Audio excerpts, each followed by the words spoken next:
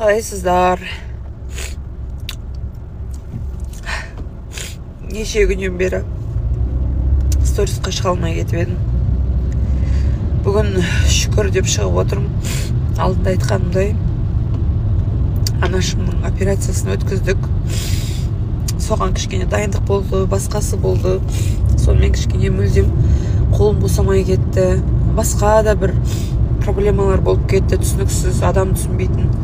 Сонымен деген шүкір, менде бірінші орында мамамның, анашымның операциясы болған етін. Бәрі Алла қалап сәтті өтті. Анау сәрсенбінің сәтті күні деп бекерге айтпайды екен. Сәтті күнде өткізіп, Алматыда Алла нұр жауып тұр.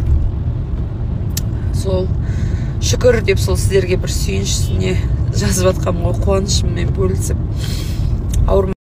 Негізі мен андай жылағанымды көрсетіп, көп сторис жалпы етіп жылап, елдің алдына шыққым келмейтін.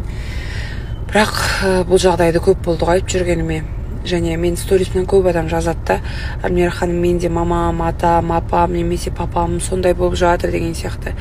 Қорықпай апарыңыздар, өйткені вовремя апарып, вовремя прям нетпесе болмайды екен. Өйткені бізге анау дұрыс емес диагноз қоюдың кесірі болып тұр ғой. Бардық, дұрыс емес басында диагноз айтты. Содан кейін кішкене қателесіп жүріп қалдық анда-мында деп уақытты өткізіп алдық.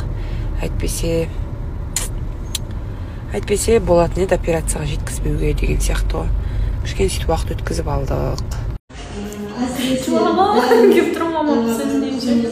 Күйеуге шыққанда ерасыңыз алып кеткенде жыладық, күлдік, жыладық.